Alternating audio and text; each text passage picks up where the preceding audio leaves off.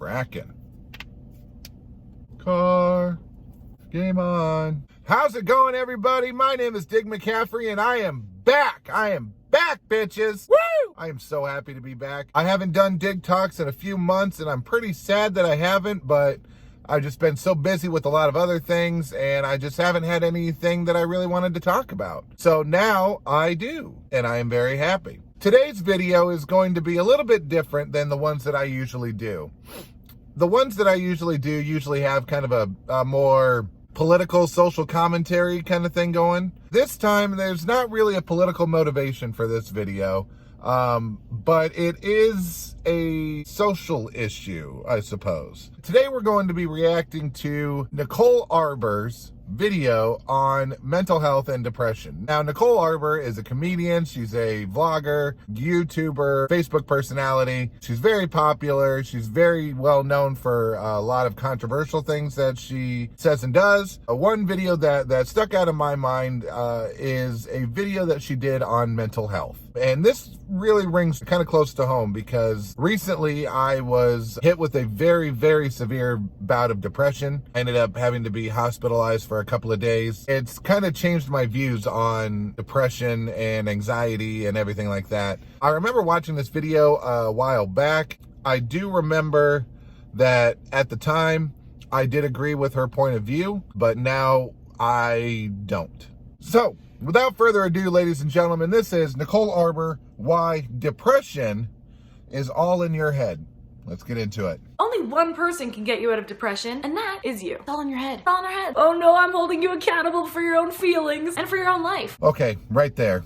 Depression is not in your head. Okay, yes it is, but not in the way that she is making it out to be. Depression really hits people very strongly and very heavily at times. The way she's making it sound is that, oh, it's just in your head. All you got to do is just stop thinking about it. Well, no, that's not really the case. Holy fuck. Oh shit. Look at our lives. We have amazing technology. Grocery stores full of food and seats that heat up your butt in the winter. Hey. Or if you're a genius like me, you turn on the heat seat and keep your fast food warm. And yet we are the most depressed that humans have ever been in the history of the world. It's all in our head. Depression is a chemical imbalance in your head. You can't just fix it, but you can.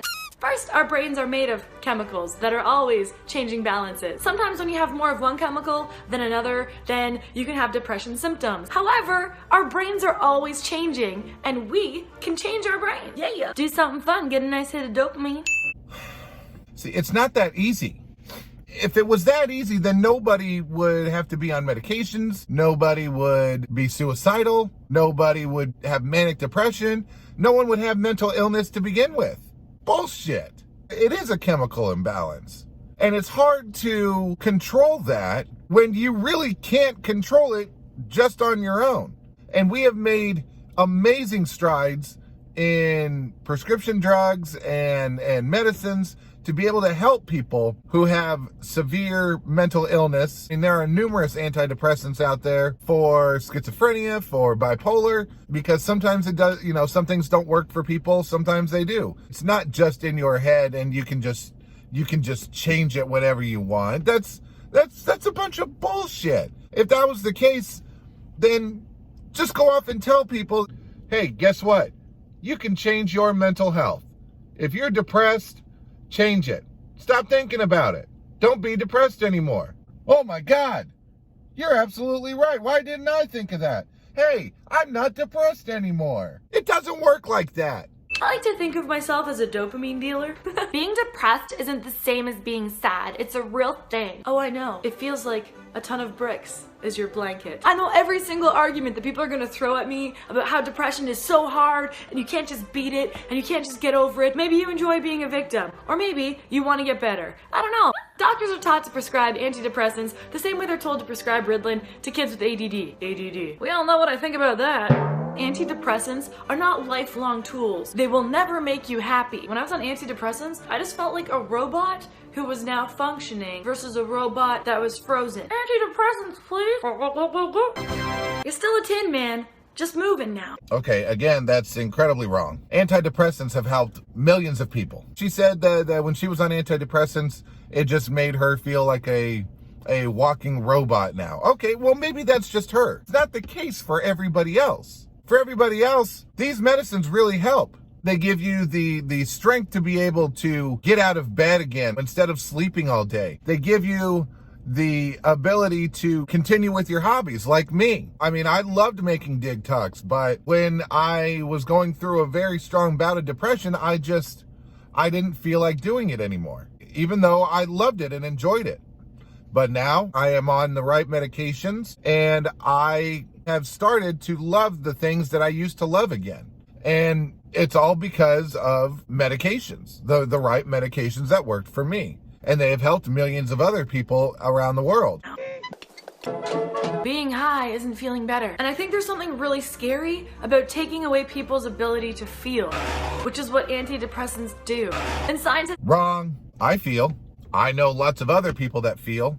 I think what she's trying to talk about here is not just antidepressants, but more like the benzodiazepine, the very, very strong medicines that do kind of make you feel like a zombie. I'm prescribed something called clonazepam that helps me with my panic attacks. If I get panic attacks and I can't control them, then I take a clonazepam to help calm me down.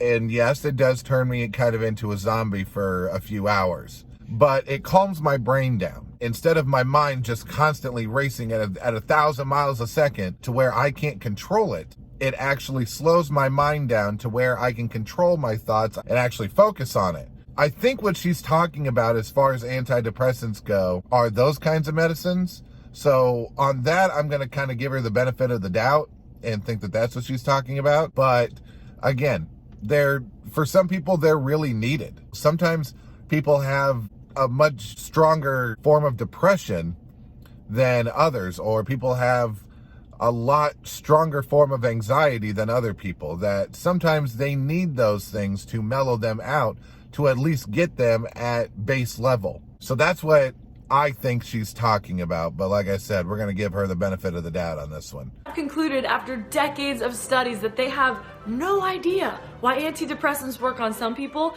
and not on other people. But the reason is, it's all in our head. It's all in your head. Literally. You idiot, it's genetic. Nope. It was proven at Harvard that only 10% of our long-term happiness has anything to do with external factors, such as genetics, how you were raised, or what's going on at work. By the way, I agree. Sally is such a bitch. She's kind of a bitch. And the other 90% of our happiness is accounted to how we process the world. Okay, that I can agree on. I know that when you go to mental health facilities, psychiatrists or therapists or something like that, usually one of the first questions they ask you is, do you have a family history of mental illness in your family? The reason being is because it can be passed down, because, I mean, you are basically made up of half of your mother, half of your father. Now, if one of them is very manic depressive and the other is bipolar, I mean, unfortunately, most likely you'll probably get one of the two. However, external factors as far as, work and stuff like that she was talking about, yes, that is also a big stress and can cause people a lot of depression. Maybe they're at a job that they hate. Maybe their boss is always chewing their ass for something. Maybe they didn't get that promotion that they worked so hard for. But that can send you into some depressive bouts. But I do agree that the world is what you create it to be. Hey, isn't that amazing? Happiness can be a choice. Science proves it. Nobody is happy all the time, but it really is up to us if we're happy most of the time. Depression is real, but it's also really beatable. And we need to start advertising that more than the fact that it's a disease. Okay. Depression is beatable with the right medications, with therapy. You can't just flip the switch and say, oh, I'm not depressed anymore. It doesn't work like that. You're going to have to go to therapy and talk about what's going on inside of your head, try to figure out the trigger as to why you are so depressed, get on the right medications so that way you can actually function again in life instead of maybe laying in bed all day, not doing anything, isolating yourself from the world. If you start noticing that you are doing that quite a bit, please seek professional help. If you don't, it's only going to get worse. Yeah, here are my 4 steps on how to defeat depression. By the way, Pfizer and Big Pharma, they don't want you to know this stuff, so if you could, shh, so I don't get assassinated. Dodging Pfizer bullets like, whoop, whoop. Thanks. Step 1, you gotta keep it real. Go inside and figure out, what haven't I processed that's doing this? You're in a job you hate surrounded by people you don't like. You're with a partner that you know isn't good for you. Your friends are a bunch of dicks. That's exactly what I just said. You're depressed because you stopped listening to yourself. Go back to The Voice. Not the show on NBC, although it's amazing. I just want to be in that spinny chair like just once. Just hear someone's voice and just be like, ping. Oh, look, it's Adam. We will fight to the death. Challenge accepted. You got this. I felt more depressed when I tried to be like other people and tried to fit in with other people at the club, standing against the walls, just like...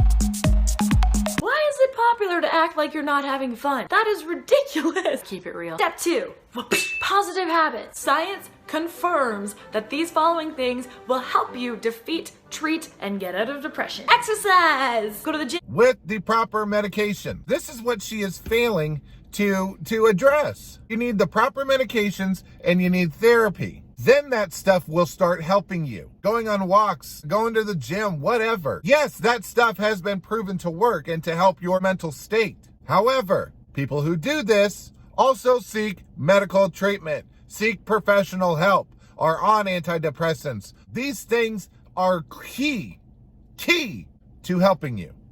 Go to a dance class, get out walking, just keep it moving. I swear you will feel happier. Hey, compliment people. You automatically feel good when you see their reaction of feeling good. It is a wonderful drug that you should use all the time. You can't OD on it, and it's free. Dodging Pfizer bullets. By the way, you look great today. Cheer for people! Every day I like to cheer for someone. Send them a Facebook message. Just do something that I know is gonna make somebody else happy, and it instantly makes me happy. So secretly, it's really selfish. I don't care. You have to cut out the bad stuff. Keep it real. When I made the decision to not be depressed anymore, which by the way, it's a decision. I had to cut out a lot of shit. We all know people who complain constantly. Don't get me wrong, I have gone on complain-a-thons. Such a bitch. When you are in pain, it feels good to complain. But when you're in pain, complain equals more pain. It doesn't help. When you're depressed, bad... Yeah, that I don't think that's right. It's not complaining. It's venting. Sometimes you need to get things off your chest. Again, therapy. But you need to get things off of your chest in order to kind of move on from that. Instead of holding it in until one day you just fucking explode. You need to get stuff out. News is like fucking crack. You can't get enough of that ish. So is talking trash about other people. Ooh, when you're depressed, it feels good to talk trash about other people. You're like, I want you to get down to my level right now. Yeah, I don't think I ever did that. I've never talked shit about people when I was depressed just because I wanted to. I never felt any joy if I did, or felt like, oh, I want to bring you down to my level. I never did that. That doesn't relate to me. I don't know if it relates to any of you, but that doesn't relate to me.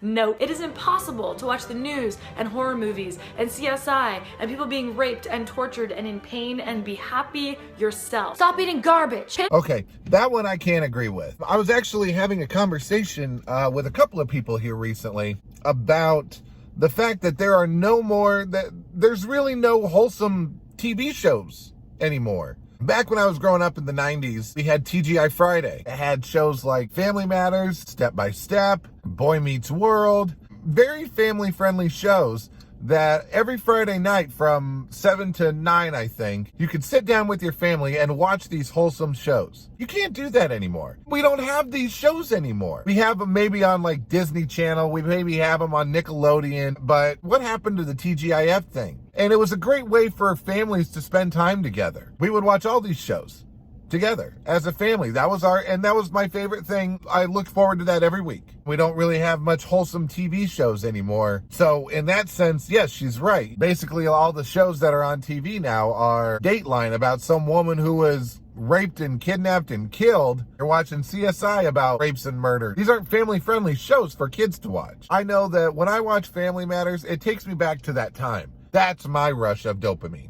attention to the way you actually feel after watching those shows. I guarantee you're gonna feel more anxiety and depressed and maybe even have a hard time sleeping. Garbage. You can't consume garbage and expect to be healthy. I just pictured Oscar the Grouch and it made me happy. He's such a grumpy old dick. Garbage. Step 3. Find something to be excited about. Going on a vacation, meeting up with friends, because that is fantastic. It's proven that the more social we are and the more connected, like really connected to people we are, which goes back to keeping it real, depression levels automatically decrease. Getting excited also has to do with gratitude. Again, Nicole, not really true without the proper medications and therapy. Sorry. When you are depressed, you don't want to go out and do stuff. It's very, very hard for you to get your ass up and go even do the slightest of tasks. You don't want to get out of bed. You don't want to be around the world. You just want to isolate yourself. That's how depression works. But when you're on the proper medication, when you're seeking the right treatment, and then you can start becoming more social. 3 things you're thankful for every day. I swear it will change your life. Just write them in your phone. Today, I am thankful for this phone. Except for when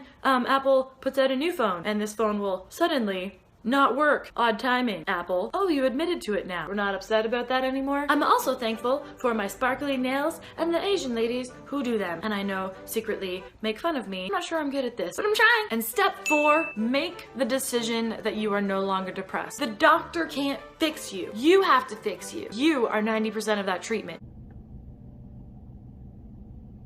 It's not an on and off switch. You can fix you. I fixed me. And I took steps every single day, like someone training for a marathon to get better. And then I did. Stop telling people that you're depressed. No, you're not. You're better every day. Hey, you got this. It's all in your head. It's all in our head. Holy fuck. Bunch of dicks. Thanks for watching. My name is Nicole Arbour. Yeah. If you like this video, give it a thumbs up. Share it with your friends. Thanks again for watching. Keep laughing. Be good to each other in real life. And until next time, go team. Oh, Nicole. That may have worked for her, which is great. That's fine. That's perfectly awesome. But it doesn't mean that it works for everybody else. There's probably been a lot of people who have tried that, who have tried to just say, you know what? I'm not going to be depressed anymore. I'm not going to be unhappy. I'm going to change, and ended up failing. You'll probably notice that I have been saying medications and therapy a lot through this. Well, that's because I am a very strong believer in getting the proper medications and therapy to be able to help you through whatever is going on in your life or going on in your mind. Take your medications correctly, go see a therapist, get whatever is going on in your mind out, get it off of your chest. You will feel so much better despite what Nicole says. Get all that shit off your chest. You will feel a ton better. You mean more to this world than you actually think that you do. You are not a burden. You are not a bad person. You are wanted in this world by somebody. If you don't feel like you're wanted by anybody, hey, you're wanted by me. You're wanted here on this earth. Thank you everybody so much for watching. I hope you enjoyed this video. This was a very personal video. If you like this video, please hit that like button. I'm going to try to put out more Dig Talks videos since I've gotten a lot better. There are some other new topics that I would like to talk about. Again, everybody, thank you so much for watching. Make sure you hit that subscribe button, hit that like button if you like this video, ring that notification bell so that way you're notified when new Dig Talks videos comes out. Thank you everybody so much for watching. Catch you in the next one.